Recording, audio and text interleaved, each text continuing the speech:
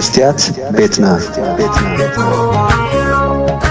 سلام كمي توعلو كبرات تخطاتلتنا اب جرمن زنبرو بزحات ايرتراوين سدتنياتات بزقربو لنا تمساسالن تدقاقامن حتى مسرت نلومي اب زعبا حتى زيقنتن كاب امباسي ايرترا كمت زلو سنداتن عملكتنا حادث حستو قريبنا لنا تخطاتلنا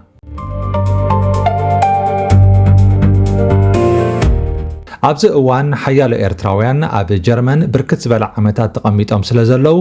መሰል ዜግነት ይምልከቶም እዩ። ኮይኑ ግን ቤት ጽሕፈት ስደተኛታት ጀርመን ንሕቶ ዜግነት ክምልስ እንተኮይኑ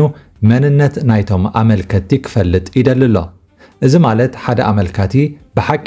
ካብቲ መጽዮ ዝብሎ ሃገር ከም ዝመጸ ካብ ኤምባሲኡ መረጋገፂ ወረቐት ከምጽእ ኣለዎ ማለት እዩ። እቲ ዝሕተት ዘሎ ሰነዳት ንኻልኦት ዜጋታት ጸገም ዝፈጥር ኣይኮነን፣ ንኤርትራውያን ግን ከቢድ ዓቐብ እዩ። መንግስቲ ጀርመን ናይ ኤርትራ መንነት ወረቐት ፓስፖርትን ናይ ትውልዲ ምስክር ወረቐትን እዩ ዝደሊ። ኤርትራውያን ነበርቲ ጀርመን ነዚ ንምርካብ ኣብ ኤምባሲ ወይ ቆንስላዊ ቤት ጽሕፈት ኤርትራ ቆፀራ ንምሓዝ ገድሊ ምስ ሕለፉ እቲ ዝጸንሐ ኣሰራርሓ ምጽራይ 200 ምምላእ ፎርም ጣዕሳን ኣብ ቅድሚኦም ይግተር። እቲ ጸገም ከዓ ኣብዚ እዩ ዘሎ። ላዕለዋይ ቤት ፍርዲ ጀርመን ኣብ ጥቅምቲ 2022 ዝኾነ ኤርትራዊ ስደተኛ ናብ ናይ ኤርትራ ኤምባሲ ከይዱ ፎርም ጣዕሳ ክመልእ ክግደድ የብሉን፣ እዚ ብናይ ጀርመን ሕጊ ክጽወር ዘይክእል እዩ ዝብል እማመ ኣርቂቑ ጥራሕ ዘይኮነ ኣጽዲቑ ነይሩ። ኮይኑ ግን ቤት ጽሕፈት ስደተኛታት ጀርመን ኣብ ተግባር ክዓየሉ ኣይተራእየን። ንዝመጾም ኤርትራዊ መንነቱ ከረጋግጽን ብዘይ ናይ ኤርትራ ፓስፖርት መሰል ዜግነት ከምዘየለ እናነገሩን ኣብ መንጎ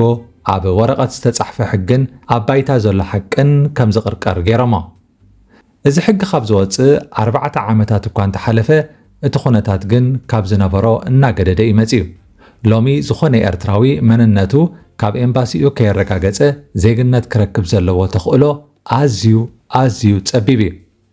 እቲ ዝገርም ብዙሓት ዓቕሎም ዝጸበቦም ስደተኛታት ብዘይፍታዎም ንሕጊ ጀርመን ንምምላእ ክብሉ ናብ ኤምባሲ ከይዶም ፎርም ጣዕሳ መሊኦም ዝኽፈል ከፊሎም ጉዳዮም የሳልጡ ስለ ዘለው መንግስቲ ጀርመን ነቲ ኣቐዲሙ ኣብ 2022 ዘውፅኦ ሕጊ ዳግመ ግምት ብምግባር ኤርትራውያን ናብ ኤምባሲኦም ከይዶም መንነቶም ከረጋግጹ ይኽእሉ እዮም ናብ ዝብል መደምደምታ በፂሑሎ። እቲ ዓብ ጸገም ዝፍጠር ዘሎ ቤት ጽሕፈት ስደተኛታት ጀርመን ንሓደ ስደተኛ ካብ ኤምባሲ ሰነዳት ኣምጽእ ኢሉ ክሓቶን ከሎ ዝወሃብ መልሲ እዩ። ዳርጋ ዝበዝሑ ናብኡ ገጸይ ክኸይድ ኣይደልኒ፣ ካብኡ ሃዲመ መጽኤ ከመይ ጌርኩም ናብኡ ኺድ ትብሉኒ ዝብል መልሲ እዮም ዝህቡ። ከምዚ ዝበለ መልሲ ግን እቶም ሰራሕተኛታት ቤት ጽሕፈት ስደተኛታት ክሰምዕዎ ወይ ክቕበልዎ ኣይደልዩን እዮም። ስለምንታይ ንዝብል ሕቶ ከይተንቀሳቐስካን ኣብ ገዛኻ ኮፍ ኢልካን ከለኻን ከም ዝኽብሉኒ እዮም ኣይከይድን እየ ኢልካ ዕፁ መልሲ ምሃብ ከም ቅቡል ስለ ዘይርእይዎ እዮም። እቲ ንሶም ዝደልይዎ ደኣ እንታይ እዩ እንተኢልና ኣነ መን ምዃነይ ካብ ኤምባሲ ሰነዳተይ ከምጽእ ወይ ክሓትት ዘጸግመኒ ይኮነን፣ እቲ ኤምባሲ ዝሓተኒ ንኣብነት ፎርም ጣዕሳ ግን ብዘይ ፈቓደይ ክፍርም ፈቓደኛ ኣይኮንኩን። ስለዚ ኣነ ቆፀራ ሒዘ ናብቲ ኤምባሲ ክኸይድ እየ፣ ፎርም ጣዕሳ ክፍርም እንተገዲዶምኒ ከዓ ናባኹም መጽ ክሕብረኩም እየ ዝብል መልሲ ዝያዳ ተኣማኒ ይገብረካ። ብድሕሪኡ ብኢሜይል ቆፀራ ክትሕዝ ኣለካ። ብመሰረት ቆፀራኻ ናብ ኤምባሲ ትኸደሉ ዕለት ዘረጋግጽ ሰነድ፣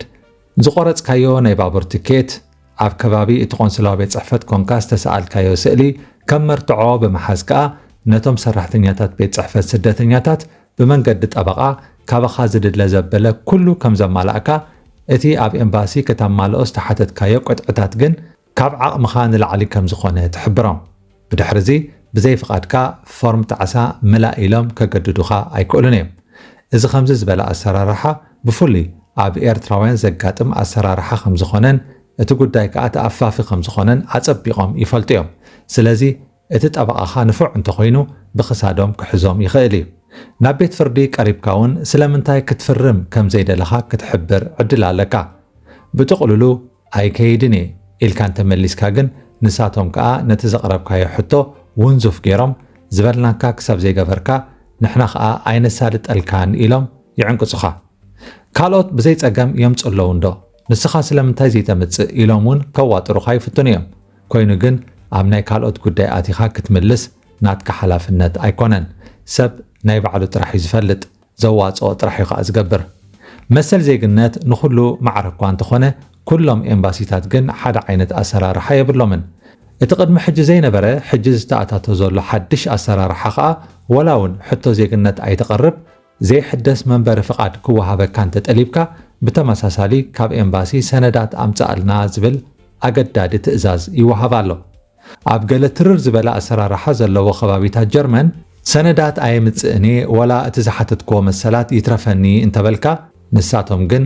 ግድን ኣምፅእ ብምባል ክሳብ ናይ ገንዘብ መቕፃዕቲ ዝውስኑን ናይ ግዜ ገደብ ዝህቡን ኣለዉ